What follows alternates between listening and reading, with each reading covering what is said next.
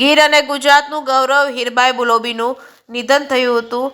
મહિલા સશક્તિકરણના પ્રણેતા અને પદ્મભૂષણ વિજેતા આજે સવારે હૃદયરોગનો હુમલો આવતા નિધન થયું હતું. હીરબાઈના વતન જાંબુર ગીર ખાતે અંતિમ વિધિ કરાઈ હતી. વહીવટીતંત્ર તરફથી તલાળા મામલતદાર સહિત અગ્રણીઓ અંતિમ યાત્રામાં જોડાયા હતા.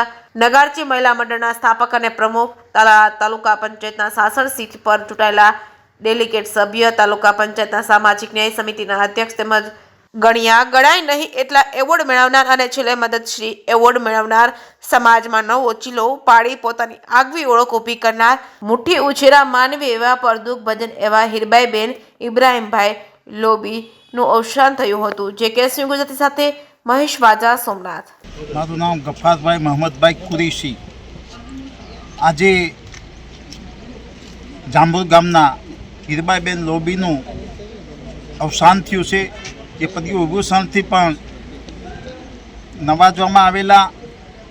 ગીરનું ગૌરવ તો ઠીક, પણ ભારતનું રત્ન હીરબાઈ ફરીથી આ ભૂમિ ઉપર મળવી મુશ્કેલ છે. પણ એના વિચારો, એની કામગીરી ને હંમેશ લોકો યાદ કરતા રહેશે, એમાંથી બોધપાઠ લેતા રહેશે.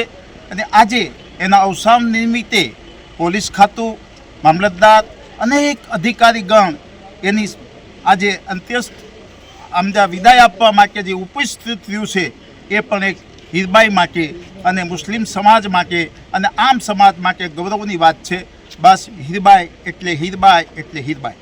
મારું નામ વિમલભાઈ ડાયાભાઈ વાડોદરિયા, માધુપુર જાંબુર જૂથ પંચાયત સરપંચ. શું કહેશો વિમલભાઈ, હીરબાઈ લોબીજીનું આજે દુઃખદ નિધન થયું છે તે બાબતે?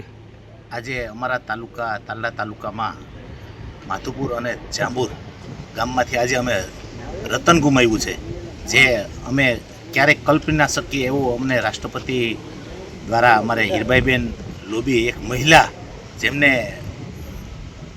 પુરસ્કાર મળેલો, જે આજે અમારા ગામ માટે બહુ નુકસાન કરતા છે, જે અમે ક્યારેય આ અવસરને ભૂલી નહીં શકીએ. મારું નામ એસવી જાંબુજા, મામલતદાર તાલાળા. સાહેબ, શું કહેશો હીરબાઈ લોબીજીનું આજે દુઃખદ નિધન થયું છે તે બાબતે? આજરોજ આપણા તાલાળા તાલુકાના માધુપુર ગામના રહેવાસી અને પદ્મશ્રી એવોર્ડ વિજેતા હીરબાઈબેન લોબીનું સવારે 5:30 કલાકે આકસ્મિક અવસાનના સમાચાર મળેલ હતા, જે ખૂબ જ દુઃખની બાબત છે આપણા માટે. કારણ કે આપણા તાલાળા તાલુકાના માધુપુર ગામના ગૌરવ ગણાતા એવા હીરબાઈબેન આપણી વચ્ચે રહ્યા નથી, એ બદલ દુઃખની લાગણી વ્યક્ત કરીએ છીએ.